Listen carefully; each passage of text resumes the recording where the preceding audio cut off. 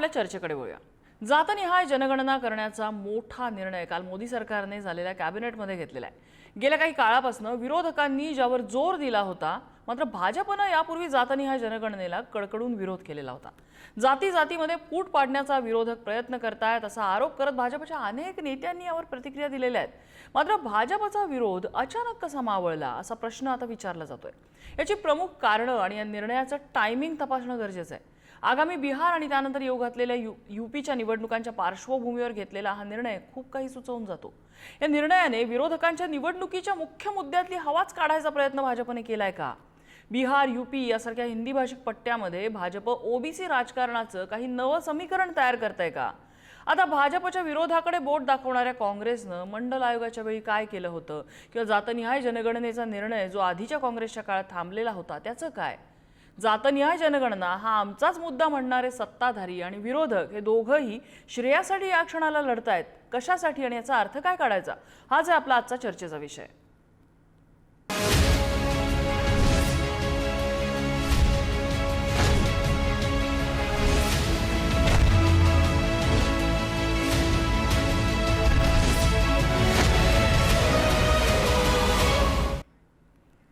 आणि या चर्चेत सहभागी होत आहेत भाजपचे सहमुख्य प्रवक्ते अजित चव्हाण, काँग्रेसचे प्रवक्ते कपिल ढोके आपल्यासोबत आहेत आणि ओबीसी नेते बबनराव तायवाडे आपल्यासोबत या चर्चेत सहभागी झालेले आहेत। चर्चेकडे वळण्यापूर्वी सत्ताधारी आणि विरोधक हे एकमेकांकडे बोटं दाखवताना त्यांची वक्तव्य समोर आलेली आहेत, आपण बघूया। साथियों, आप सब जानते हैं कि कांग्रेस की सरकारों ने आज तक जाति जनगणना का विरोध किया है। आज़ादी की बाद की सभी जनगणनाओं में जातियों की जनगणना नहीं की गई। कांग्रेस की सरकार ने जाति जनगणना के बजाय एक सर्वे कराना ही उचित समझा। उस सर्वे को सभी एसईसीसी के नाम से जानते हैं। हमने कहा था कि कास्ट सेंसस को हम करवा के छोड़ेंगे और हमने ये भी कहा था कि 50% की जो कैप है, जो आर्टिफिशियल दीवार लगा रखी है, उसको भी हम तोड़ के हटाएंगे। पता नहीं क्या हुआ, सडनली 11 साल बाद नरेंद्र मोदी जी कहते थे कि सिर्फ 4 जाते हैं, सडनली कास्ट सेंसस का अनाउंसमेंट किया। परस्पर विरोध, एकमेकांचा विरोधाभास दाखवणारी ही वक्तव्य आहेत की आम्ही आधी विरोध केलाच नव्हता, मात्र तुम्ही विरोध कसा केलेला होता। फॅक्ट्स पण आहेत दोन्ही गोष्टींमध्ये। मी अजित चव्हाण यांच्याकडे येईन। अजितजी, या सगळ्यामध्ये भाजपचा विरोध सुरुवातीला होता, ही तर स्टेटमेंट्स पब्लिकमध्ये आलेली आहेत। अचानक हा विरोध कमी कसा झालाय? सुरतजी, आपल्या मार्फत महाराष्ट्राच्या समोर भारतीय जनता पक्षाची अधिकृत भूमिका मी पक्षाचा सहमुख्य प्रवक्ता म्हणून ठेवणार आहे। बर, हे बघा, व्यक्तिगत माझं मत असं आहे की जातीवरून जनगणना होऊ नये, पण त्याला काही अर्थ आहे का? अजिबात नाही। माझ्या पक्षाचं मत काय आहे याला महत्व आहे। मी एक दाखला आपल्याला देऊ इच्छितो। अलीकडच्या काळामधल्या कुठल्याच गोष्टींच्या बाबतीत आपण त्यावरून पक्षाचं मत आहे का असं म्हणणं उचित नाही, असं माझं आपल्याला सांगणं आहे। बघा, कथनी आणि कर्णीमध्ये अंतर काँग्रेसच्या आहे। 2011ला जनगणना झाली, त्याची आकडेवारी दिली का काँग्रेसने? तर दिली नाही। शेवटची जनगणना 31ला झाली, त्यानंतर देशामध्ये फक्त एससी एसटी ची जनगणना होत होती। राहुल गांधीजींना जर जनगणना करून घ्यायची होती तर ते जेव्हा करते सवर्ते झाले, त्यांच्या नेतृत्वाखाली, त्यांच्या मातोश्रींच्या नेतृत्वाखाली देखील या देशामध्ये संपुआचं सरकार होतं, त्यावेळेला त्यांनी ती का नाही केली? राहिला प्रश्न आमचा, तर मी आठवण करून देऊ इच्छितो, लोकसभेमध्ये आमचे उपनेते गोपीनाथराव मुंडेंनी मागणी केली होती आणि त्यावेळेला मुंडे साहेबांनी अत्यंत भावनिक भाषण केलं होतं। ती भारतीय जनता पक्षाची बाजू मांडताना मुंडे साहेब म्हणाले की कुत्र्या मांजराची जनगणना होते, ढोरांची सुद्धा, पशूंची गणना होते, माणसांची गणना तुम्ही का करत नाही? त्यामुळे नम्रताजी, एक दोघांचं काही मत व्यक्तिगत आलं असेल, माझं व्यक्तिगत मत असं आहे, कारण मी कुठल्याही जातीय भेदाला मानणारा नाही। त्यामुळे या देशामध्ये निश्चितपणे या पद्धतीनं जनगणना होऊ नये हे व्यक्तिगत मत आहे, त्याला काही अर्थ नसतो। भारतीय जनता पक्षाची भूमिका हाऊसमध्ये आलेलं मत व्यक्तिगत असू शकतं भाजपच्या नेत्यांचं? का नाही?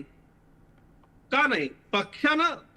पक्षाच्या नेत्यांनी आणि पक्षानं मांडलेली भूमिका ही अधिकृत भूमिका आहे. आणि मला असं वाटतं या देशामधल्या कोट्यवधी ओबीसींच्या करता, या देशामधल्या कोट्यवधी अशा लोकांकरता SC ST मधल्या की ज्यांच्यापर्यंत आरक्षण खरं तर ही झिरपत जाण्याची प्रक्रिया आहे, ज्यांना ते आरक्षण आहे ते आरक्षण टिकलं पाहिजे, ही भारतीय जनता पक्षाची भूमिका आहे, ही राष्ट्रीय स्वयंसेवक संघाची भूमिका आहे, ती ऑन रेकॉर्ड आहे. आरक्षण अशा लोकांपर्यंत अधिक ताकदीनं पोहोचेल ज्यांच्यापर्यंत ते पोहोचण्याची गरज आहे. भटक्या, विमुक्त, पालावरचे, अजूनही जे दलितांमधले अतिदलित आहेत, ज्यांच्यापर्यंत अंत्योदय जाण्याची गरज आहे, त्यांच्या करता ही अंत्योदयाची भूमिका घेतली. म्हणून देशाचे माननीय पंतप्रधान नरेंद्र मोदीजींचं, संपूर्ण मंत्रिमंडळाचं मी अत्यंत मनापासून भारताच्या नाही अजितजी, तुम्ही सांगताय ते खरं तर कौतुक करायला हवं तुमच्या पक्षाचं. म्हणजे एवढे लिबरल मतांचा पक्ष की प्रत्येक जण स्वतःला हवं ते मत अगदी हाऊसमध्ये सुद्धा मांडू शकतो, स्वतःचं मत म्हणून. पक्षाच्या मताच्या विरोधात जरी ते असलं तरी सुद्धा कौतुकच करायला हवं खरं तर. आणि त्यावेळेला पक्ष ऍक्शन घेत नाही ही त्याच्या पुढची कौतुकाची बाब आहे. आणि आता पक्ष तसा निर्णय घेतोय. मी कपिलजींकडे जाते. कपिलजी, या सगळ्यामध्ये राहुल गांधी एकीकडे बोट दाखवतात, भाजपने विरोध केला होता आणि आता भाजप पुन्हा एकदा आमच्याच मागणीवरती आलेला आहे. काँग्रेसचा सुद्धा इतिहास काही फार ग्रेट आहे या बाबतीत अशातला नाहीये. नाही, मुळात काँग्रेसने प्रत्येक वेळी जातीनिहाय जनगणनेची मागणी केलेली आहे. आपण जर पाहिलं असेल तर आमचं जे काँग्रेस पक्षाचं निवडणुकीचं न्यायपत्र होतं त्यामध्ये सुद्धा जातीनिहाय जनगणनेवरती आम्ही ठाम होतो. आमचे नेते राहुल गांधीजी यांनी सभागृहामध्ये सुद्धा बऱ्याचदा जातीनिहाय जनगणनेची मागणी केली. त्यावेळी भाजपच्या लोकांनी त्यांच्यावर वेगवेगळ्या प्रकारच्या टीका सुद्धा केल्यात. त्यांनी संसदेमध्ये जाहीरपणे सांगितलं, माझ्यावर वाटेल तेवढी टीका करा, परंतु जातीनिहाय जनगणनेचा निर्णय तुमच्याकडून करून घेतल्याशिवाय किंवा आमचं सरकार आल्यावर आम्ही केल्याशिवाय राहणार नाही, अशा पद्धतीच्या मागणीवरती राहुल गांधीजी ठाम होते. आता भाजप ज्या गोष्टीच्या सातत्यानं विरोधत होती, ज्या गोष्टी भाजपनं आतापर्यंत टाळल्या, त्या अचानक म्हणजे जातीनिहाय जनगणना हा देशासमोरचा इतका प्रचंड महत्वाचा मुद्दा आहे की जातीनिहाय जनगणनेची घोषणा हे संसदेच्या विशेष अधिवेशनामध्ये किंवा नुकत्याच झालेल्या अर्थसंकल्पीय अधिवेशनामध्ये व्हायला पाहिजे होती. परंतु जातीनिहाय जनगणना व्हावी ही काँग्रेसची मागणी आहे, जातीनिहाय जनगणना व्हावी ही राहुल गांधींची मागणी आहे आणि जातीनिहाय जनगणना व्हावी हे देशातल्या लोकांची सुद्धा इच्छा आहे. याचा काहीतरी आढावा भाजपच्या लोकांनी घेतलेला दिसतो आणि म्हणून उत्तर प्रदेश आणि बिहारच्या निवडणुका डोळ्यासमोर ठेवून अचानकपणे जातीनिहाय जनगणनेची घोषणा केली. ठीक आहे, निवडणुका डोळ्यासमोर ठेवून एका विशिष्ट उद्देशानं का होईना पण चांगली बुद्धी या भाजपच्या लोकांना सुचली, त्याबद्दल आम्ही या निर्णयाचं मनापासून स्वागत करतो. कपिलजी, तुम्ही गेल्या 10 वर्षाचं सांगताय. राहुल गांधींनी पण तेच सांगितलं की आम्ही 10 वर्षापासून मागणी करतोय, जातीनिहाय जनगणना व्हायला हवी. इतिहास जर खोलात जायचं म्हटलं तर 31ला इंग्रजांच्या काळात जातीनिहाय जनगणना झाली होती. 51ला त्या काळचं तत्कालीन जे सरकार होतं, जे काँग्रेसचं सरकार होतं, त्यांनी त्यापुढे ठरवलं की इथून पुढे जातीनिहाय जनगणना करायची नाही. तिथून पुढे आपण या शतकामध्ये येऊया. 2011 मध्ये कास्ट सेन्सस झालेला होता, मागणे काही ठराविक जातींची गणना झालेली होती, त्याचे आकडे समोर आलेले नाही, त्याचंही कारण वेगळं काँग्रेसने दिलेलं होतं. आणि मग त्याच्यानंतर पुढे सत्ता गेल्यानंतर काँग्रेस अचानकपणे मागणी करायला लागतं की जातनिहाय जनगणना झालीच पाहिजे, जातनिहाय जनगणना झालीच पाहिजे. हा ढोंगीपणा आहे नम्रता. नाही, तुम्ही सत्ता आपण येऊया त्याच्यावर. ऐका ना, मला बोलू द्या. नम्रताजी, बोला, कपिलजी सत्ता बोला. गेल्यानंतर तुम्ही नाही म्हणू शकत. ज्यावेळी या देशामध्ये आरक्षणाचे प्रश्न ऐरणीवर आले, ज्यावेळी या देशामध्ये आरक्षणासाठी मोठमोठ्या लढाया मोर्चे व्हायला लागले, त्यावेळी या देशामध्ये आरक्षणाचा प्रश्न याच्या आधी नव्हता का? मंडल आयोगाच्या वेळेला काय झालेलं होतं? भाजपच्या नाकर्त्या लोकांची मंडल आयोगाच्या वेळेला काय झालं होतं आणि त्यावेळेला काँग्रेसची काय भूमिका होती? आम्ही 10 वर्ष लागूच दिले नसते, आतापर्यंत जातीनिहाय जनगणना करून सोडली असती. या भाजपच्या लोकांनी सातत्यानं जातीनिहाय जनगणनेचा विरोध केला. अजितजींनी गोपीनाथजींचं नाव घेतलं. गोपीनाथजी मुंडेंसारखा माणूस सभागृहात बोलतो की कुत्र्या मांजराची जनगणना केल्या जाते पण जातीनिहाय जनगणना केल्या जात नाही. मग या लोकांना का सुचलं नाही? नरेंद्र मोदींना का 10 वर्ष? गोपीनाथजी गेल्यापर्यंत सरकार आलं होतं ना, यांनी 10 वर्ष करायला पाहिजे होतं. जनगणनेमध्ये ठीक आहे, उशिरा का होईना यांना शहाणपण सुचलं. जाहीर केला. उशिरा का होईना तुम्हाला शहाणपण सुचलं. एक आहे सत्ताधारी आणि विरोधक, सत्ताधारी विरोधक यांचा एक मुद्दा नक्की आहे सत्ताधारी म्हणतायत की आम्ही हा शहाणपणाचा निर्णय घेतला, विरोधक म्हणतात उशिरा का होईना शहाणपण सुचलं. सो मॉरल एकच आहे स्टोरीचं की निर्णय शहाणपणाचा आहे. आता इथून आपण पुढे गेलं पाहिजे. दोघांचंही एक मत आहे की निर्णय शहाणपणाचा आहे. सत्ताधारी म्हणतात आम्ही शहाणपणाचा निर्णय घेतला, विरोधक म्हणतात उशिरा का होईना पण शहाणपण सुचलं. ठीक आहे, मी बबनराव तायवाडेंकडे जाते. मी तुमच्या दोघांकडेही परत येईन. बबनराव तायवाडेजी, निर्णय झालेला आहे, तुम्ही स्वागत करता का? आणि आता ज्या पद्धतीने, ज्या वेळेला आणि ज्या पद्धतीने हा निर्णय घेतलेला आहे, तुम्हाला यामध्ये काही राजकीय षडयंत्राचा वास येतोय का? आणि जे आता समोर आलेलं आहे ते गाजर नाहीये असं वाटतं का? नाही, हे बघा, सर्वात प्रथम मी कालपासूनच या देशातील ओबीसीच्या वतीने राष्ट्रीय ओबीसी महासंघाच्या मार्फत या निर्णयाचं माननीय प्रधानमंत्री मोदी, माननीय अमित शहाजी, त्यांचं सर्व मंत्रिमंडळ आणि विरोधी पक्षनेते राहुल गांधी, त्यांच्यासोबत आमचे लालू प्रसाद यादव, शरद यादव, मुलायम सिंग यादव, ज्यांनी याकरता प्रयत्न, त्या सर्वांचे आभार मानलेले आहे. आणि तत्कालीन प्रधानमंत्री आणि होम मिनिस्टर यांचे जास्त आभार मानून त्यांचं अभिनंदन केलेलं आहे. ह्या सर्व चर्चा होत आहे, हे राजकीय चर्चा आहेत, पण याच्या मागचं मूळ कारण इथे समजून घ्यायला पाहिजे की आजच्या परिस्थितीमध्ये नुसते राजकीय पक्ष मागणी नव्हते करत, तर ओबीसी समाजातला प्रत्येक माणूस हा प्रत्येक राज्यातनं घराच्या बाहेर पडून ओबीसीच्या जातीय जनगणनेची मागणी करत होता. कुठलाही राजकीय पक्ष हा जनमतावर अवलंबून असतो आणि जेव्हा जनतेकडनं लार्ज प्रमाणात, मोठ्या प्रमाणात ही मागणी होते, तेव्हा एक ना एक दिवस सरकार कोणत्याही पक्षात असो त्यांना ती मागणी मान्य करावी लागते. राष्ट्रीय ओबीसी महासंघाने 2016 पासून या मागणीचा सातत्याने पाठपुरावा केला. आम्ही वेगवेगळ्या राज्यामध्ये जाऊन महाअधिवेशनं घेतली, तिथल्या लोकांना जागृत केलं. लोक जागृत झाले, त्यांच्या राज्य सरकारकडे मागणी करू लागले, केंद्र सरकारकडे मागणी करू लागले आणि शेवटी त्याचा परिणाम असा झाला की बिहारला सर्वात प्रथम सर्वांचा विरोध पत्करून जात न्याय सर्वे करावा लागला. त्याच्या पाठोपाठ तेलंगणाने केला, आंध्र प्रदेशने केला, कर्नाटकाने केला. 2 राज्यांनी आकडे घोषित केले आणि आता 2 राज्यांचे आकडे येत्या काही दिवसात जाहीर होणार होते. हे सर्व जेव्हा माननीय पंतप्रधानांच्या लक्षात आलं आणि आता ज्या निवडणुका होऊ घातल्या, तुम्ही बघितलं की बिहारमध्ये पूर्ण ओबीसीमय वातावरण आहे, यूपीमध्ये पूर्ण ओबीसीमय वातावरण आहे आणि सर्व राज्यातला ओबीसी एकच म्हणत होता की बिहार करू शकते, तेलंगणा करू शकते, आंध्र करू शकते, कर्नाटक करू शकते, मग बाकीच्या राज्यात का नाही? आणि मग केंद्र सरकार ही मागणी का करत नाही? जेव्हा अशा प्रकारची ही भूमिका सरकारच्या पुढे आली आणि म्हणून कालपर्यंत आपण जे म्हणता की कालपर्यंत जे लोक या जनगणनेच्या विरोधात बोलत होते, कालपासून त्यांची तोंड आता बंद झालेली आहे. पंतप्रधान नरेंद्र मोदींनी कुठल्याही प्रकारची वाच्यता न करता एकाएक काल ही घोषणा केली आणि सर्वांना आश्चर्याच्या याच्यामध्ये पाडलं. आणि म्हणून त्यांनी हा जो निर्णय घेतलेला आहे हा जनमताचा कौल आहे असं मी मानतो. माननीय राहुल गांधींनी, आमचा जो राष्ट्रीय ओबीसी महासंघ काम करते, यांनी त्यांना निवेदन दिल्यावर छत्तीसगडला 85वं राष्ट्रीय अधिवेशन झालं होतं. त्याच्यामध्ये 10 रिझोल्युशन पास केले होते. त्याच्यामध्ये जनगणना, 50% मर्यादा हटवणे, ओबीसी मंत्रालय स्थापन करणे आणि क्रिमिलेअरची लिमिट रद्द करणे, या मागणीवर ते सातत्याने बोलत होते. त्याच्यानंतरच्या ह्या ज्या घटना घडत गेल्या आणि सर्वकडून ओबीसीच्या जातीय जनगणनेची मागणी ही जोर पकडू लागली, त्यामुळे आता केंद्र सरकारला त्याच्यावरती विचार करावा लागला आणि काल एकाएक नरेंद्र मोदी यांच्या अध्यक्षतेखाली झालेल्या मंत्रिमंडळात हा निर्णय घेण्यात आला. याबद्दल मी त्यांचे मनापासून पुन्हा स्वागत करतो, अभिनंदन करतो. 2 राजकीय पक्षामध्ये नेहमी वादावादी होणार, संघर्ष होणार, पण यावेळेस महत्वाचं आम्ही आपल्याला सांगू इच्छितो की भाजप असो किंवा काँग्रेस असो, दोन्ही पक्ष हे ओबीसीच्या बाजूने उभे राहिले म्हणून हा निर्णय झाला, हे आपण स्वीकारायला पाहिजे. बरं, माझा प्रश्न आहे अजितजींना. अजितजी, मला एक स्टेटमेंट आठवतंय राष्ट्रीय स्वयंसेवक संघाचे सुनील अंबेकर यांचं, मी एक्झॅक्ट डेट आणि टाइम नाही सांगू शकणार, 2024 मधलं ते वक्तव्य होतं. जे त्यांचं वक्तव्य होतं हे जातनिहाय जनगणना व्हायला हरकत नाही, पण जाती जातीत फूट पडू नये वगैरे अशा पद्धतीने. RSSचा कल थोडासा तिकडे जायला लागल्यानंतर भाजपची भूमिका बदलली आणि जे वैयक्तिक मतं मांडणारे होते याच्या विरोधात त्यांना गप्प बसवण्यात आलं आणि हा निर्णय घेण्यात आला. याच्यामध्ये आपण बघा की पूजनीय सरसंघचालक याच्यामध्ये काय म्हणतात ते आपण पाहिलं पाहिजे. तत्पूर्वी बबनरावजी तायवाडे आमचे ज्येष्ठ नेते आहेत, मी त्यांचे अतिशय आभार मानतो, कारण त्यांच्यासारख्या महाराष्ट्रामधल्या अनेक वर्ष चळवळीमध्ये काम करणाऱ्या अभ्यासकाची ही प्रतिक्रिया भारतीय जनता पक्षाच्या सर्व कार्यकर्त्यांकरता अत्यंत मोलाची आहे.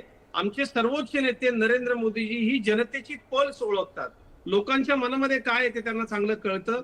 आणि कपिलजी तरुण आहेत, माझे मित्र आहेत, परंतु काँग्रेसचा जो ढोंगीपणा आहे त्या ढोंगीपणाचा अनुभव व्यक्तिगत आयुष्यामध्ये, राजकीय करिअरमध्ये आणि सार्वजनिक जीवनामध्ये ओबीसीसाठी लढताना बबनरावजींनी घेतलेला आहे. ते माझ्या पक्षाचे अजिबात नाहीत, पण त्यांनी जी तटस्थ भूमिका घेतली. बबनरावजींना सांगू द्या ना अजितजी, काँग्रेस ढोंगी आहे, त्यांच्या तोंडी तुम्ही कशाला घालता? त्यांनी काय अनुभव नाही, मी घेतलाय? म्हणतो ना काँग्रेस ढोंगी त्यांनी आहे. काँग्रेसचे सुद्धा तेवढेच आभार मानले. कपिल, तुमच्या नरेंद्र ऐका ना, मोदींचं कसं उदासीकरण आहे? करत असताना काँग्रेसचा ढोंगीपणा बबनरावजींच्या तोंडी कशाला 100% घालता? ढोंगीपणा आहे काँग्रेसचा, कारण आम्ही बबनरावजींना देशाच्या सांगू द्या ना, समोर स्पष्ट बबनरावजी सांगितलं. चर्चेत आहेत. मी अजूनही बबनरावजी सांगतो, तुम्ही माझं सहमत आहात का व्यक्तिगत अजित मत असं आहे की चव्हाणांच्या जाती वक्तव्यासोबत? जनगणना नको. बबनरावजी परंतु आमच्यासाठी आमच्या सुद्धा पक्षाचं तेवढेच मत जेव्हा आदरणीय असं आहेत. असेल, बबनरावजी लोकांना असं वाटत आमच्यासाठी असेल सुद्धा तर तेवढेच लोकांचं आदरणीय आहेत. सरकार आहे, त्यांनी लोकांचं लोकांसाठी एक काम केलेलं आहे. एक मिनिट तुमच्या दोघांनाही रिक्वेस्ट आहे की आपण मुद्द्यावर राहूया, आपण मुद्द्यावर राहूया. कुठलंही वाक्य कुणाच्याही तोंडामध्ये इथे घालण्यात पॉईंट नाहीये. माझा थेट प्रश्न होता आता अजित चव्हाणांना की अजितजी विचार बदलला कधी? विचार बदलला कसा? फक्त RSS ने पॉझिटिव्ह टोन घेतल्याबरोबर भाजपने हा निर्णय घेतलाय, संधी साधून घेतली. 2011ला जनगणना केली जाते, त्याची आकडेवारी दिली नाही. हा काँग्रेसचा ढोंगीपणा नाही तर काय? सत्ता गेल्यानंतर अहो, देशाच्या जनतेचा ढोंगीपणा विश्वासघात तुम्ही म्हणू करत शकता, 2013ला बबनरावजींच्या तोंडी वक्फ कशाला घालताय? अमेंडमेंट जसं काँग्रेसने केलं की दिसतंय आता आपली सत्ता येणार नाही, शेवटचा पर्याय बघू, मुस्लिमांच्या मतांचं लांगुलचलन करता येतं का? हा तसला प्रकार आहे की लोकांना सांगायचं, मधाचं बोट लावायचं, करायचं मात्र नाही, आणि आपली सत्ता गेल्यानंतर ढोल पिटायचा. हा स्पष्टपणे दांभिकपणा आहे, ढोंगीपणा आहे. याच न्यायाने भाजपबद्दल सुद्धा बोललं जात आहे. आगळा पिछडावाली राजनीती हिंदी भाषिक राज्यांमध्ये आणि फक्त पिछडोवाली राजनीती जमणार नाहीये. आगळा समाज जो आहे त्यांना सुद्धा घेऊन आपल्याला सोबत जायला लागणार आहे, त्यातून भाजपचा आलेला हा निर्णय असू शकतो, असं सुद्धा विश्लेषण केलं जातं की हो अजित चव्हाणजी? हो, असू देत की, ज्याला पॉलिटिकल डिसिजन करेक्ट घेता येतात, ज्याला जनतेची नाडी ओळखता येते, म्हणून तर मोदीजी पंतप्रधान आहेत. म्हणजे आणि हा राहुल गांधी राजकीय निर्णय आहे. प्रत्येक वेळेला पॉलिटिकल अपेक्षा म्हणजे हा राजकीय निर्णय आहे. शेवटी आम्हाला सत्तेत यायचंय लोकांची कामं करण्याकरता. बर. एका दिवसात मोदीजींनी सांगितलं हो जातीय जनगणना झाली पाहिजे. हे सत्ता आहे म्हणून आम्ही करू शकतो, कारण आहे. लोकांच्यासाठी आम्हाला काम जर करायचं असलं तर सत्ता असली पाहिजे. त्यामुळे एखाद्या राजकीय पक्षाने निवडणुकीच्या पार्श्वभूमीवरती निर्णय घेतला ही टीका नाहीये. बरं झालं अजित चव्हाणजी, तुम्ही अपफ्रंट मान्य केलं, मला कौतुक आहे तुमचं, तुम्ही अपफ्रंट मान्य केलं की निवडणुकीच्या पार्श्वभूमीवर जर हा निर्णय घेतला असं वाटत असेल तर आम्ही ते मान्य करतो. तसं असेल तर तरीही त्या गोष्टीचा आनंद आहे. मला कौतुक आहे तुमचं, तुम्ही अपफ्रंट हे मान्य केलेलं आहे. कपिल ढोकेजी त्यांनी तर मान्य केलंय, निवडणुकीच्या तोंडावर आम्ही निर्णय घेतला. मग काय, मग प्रॉब्लेम काय निवडणुकीच्या निर्णयावर त्यांनी जर हा निर्णय घेतला तर? ज्यांनी तुम्ही बघितलं असेल तर लोकसभेच्या निवडणुकीच्या वेळी राहुल गांधीजींच्या 2 अंकी सुद्धा खासदार निवडून येतील की नाही अशा पद्धतीचा प्रचार, म्हणजे अबकी बार 400 पार हा बीजेपीचा नारा त्या ठिकाणी फोल ठरला. कारण लोक राहुल गांधींच्या जातनिहाय जनगणनेच्या पाठीशी उभे राहिले. राहुल गांधींनी जी घोषणा केली होती की आम्ही जातनिहाय जनगणना करू, लोकांनी त्याला प्रतिसाद दिला. लोकांची मागणी राहुल गांधींनी ओळखली होती, लोकांच्या मनातलं ओळखलं होतं. आता बिहारच्या निवडणुका आहेत, उत्तर प्रदेशच्या निवडणुका आहेत, त्या ठिकाणी सुद्धा लोकांचा भाजपवर विश्वास असताना दिसत नाही. मग त्या ठिकाणी तुम्ही जे म्हणता ते नवीन एखादा मुद्दा शोधा काँग्रेसने, म्हणजे कारण ऐकून घ्या, आता मला पूर्ण करू द्या अजित चव्हाणजी, त्यांना अजितजी मला पूर्ण करू द्या. त्यांना म्हणायचं काय आपण मी ऐकून तुमच्या घेऊया. मनात बोललो, तुमच्या जीवावर आली होती, आता मला पूर्ण करू द्या. मला मग थोडंसं त्यावेळी बोलू देत ना मधात. पुढच्या निवडणुका डोळ्यासमोर ठेवून, आता आपल्याला काही सांगायची गरज नाही, स्वतः भाजपचे प्रवक्ते सांगतात की निवडणुका डोळ्यासमोर ठेवून जर एखादा निर्णय घेतला असेल तर. पण मुळात या देशामध्ये जाती जातीत भांडणं कोणी लावली, या देशामध्ये ढोंगी कोण काँग्रेसने आहे, लावली. या देशामध्ये फेकू कोण हा आहे, तुम्ही इतिहास जर आहे. गुगल वरती टाकलं फेकू कोण तर लगेच नरेंद्र मोदींचं नाव त्या ठिकाणी येतं. म्हणजे नव्यानं सांगायची गरज नाही. लहान मतांसाठी मुलाला सुद्धा लांबून केलं, विचारलं शेखांच्या ढोंगीपणाचा कत्तली कारभार केल्या, कोणाचा आहे जाती-जातीत तर तो भांडणं लावली, भाजपचा हाच धंदा आहे. काँग्रेसचा मुळात पुरवठा. आता अजूनही मग म्हणून तुमच्यामध्ये तर मतं हिंमत आहे ना, भेटतात तुमचा उद्देश प्रामाणिक आहे ना, तुमच्या सरकारचा उद्देश प्रामाणिक आहे ना, टाइमलाईन जाहीर करा.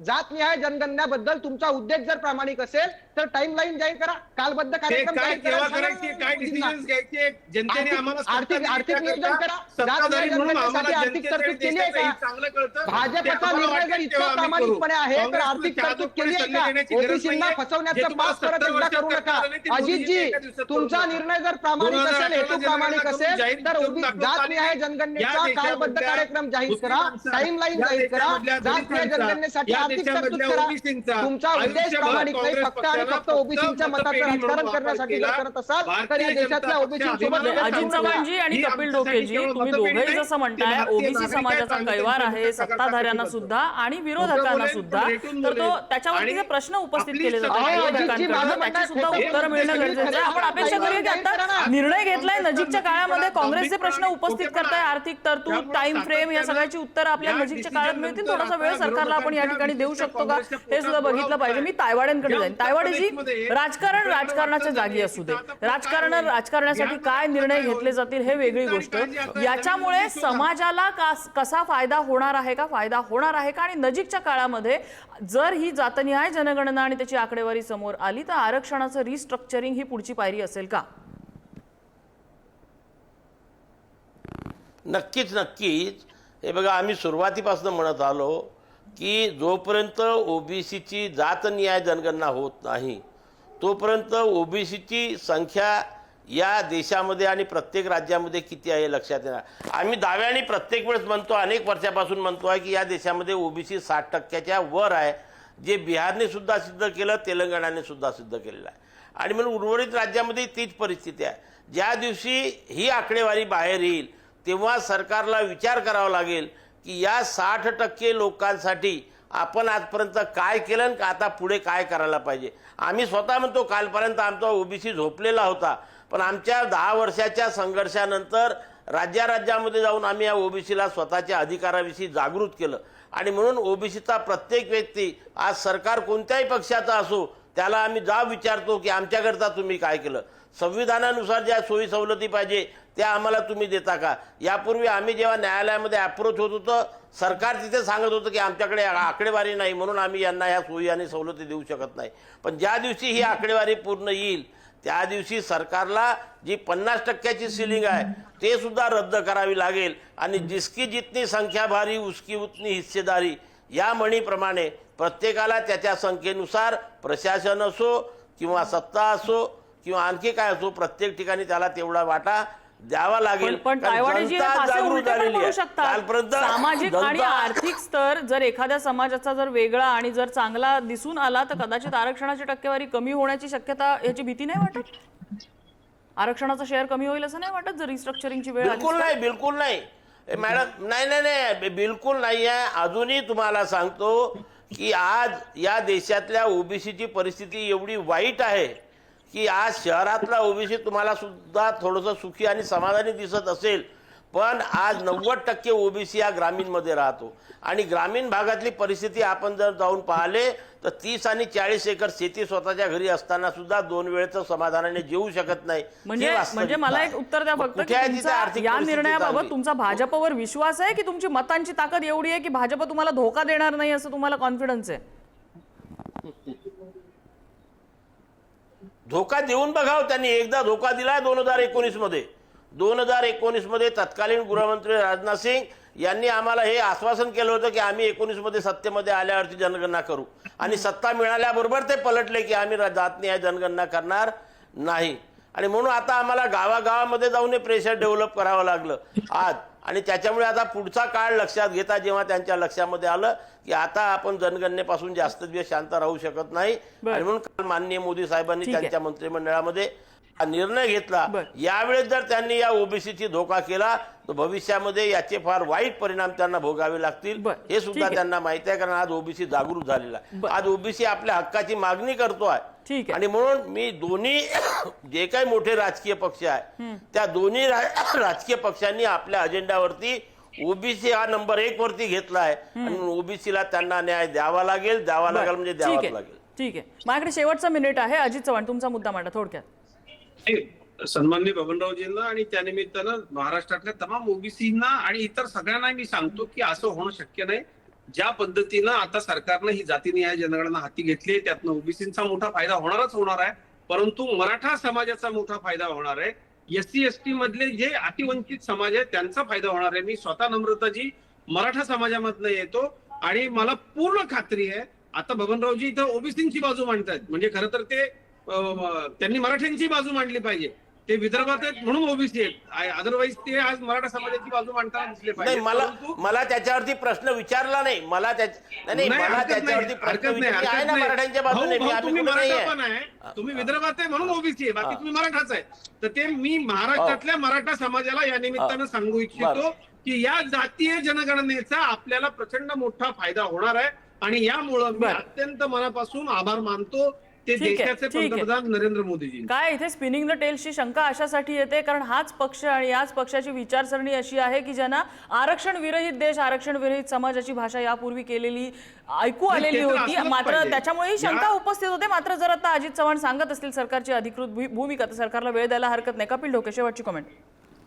काहीच नाही, भाजपने जो काही काल जातीनिहाय जनगणनेची घोषणा केली त्याचं आम्ही परत एकदा स्वागत करतो. तुमचा हेतू जर खरंच प्रामाणिक असेल तर आमची परत एकदा विनंती आहे की जातीनिहाय जनगणना फक्त ओबीसींच्या मताचं राजकारण करण्यापुरती न करता तुम्ही कालबद्ध कार्यक्रम जाहीर करावा.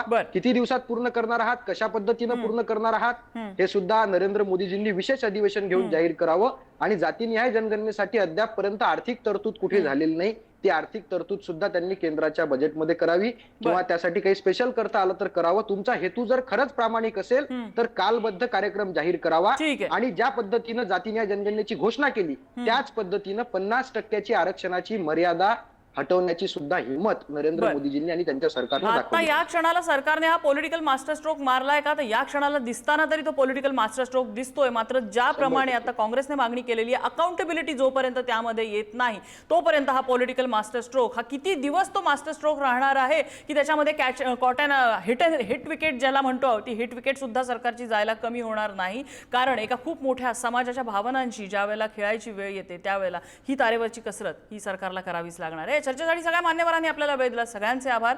चर्चेचा आजचा धुळा इथे थांबलेला आहे. उद्या पुन्हा भेटूया नवीन विषयाचं. पाहत राहा पुढारी न्यूज.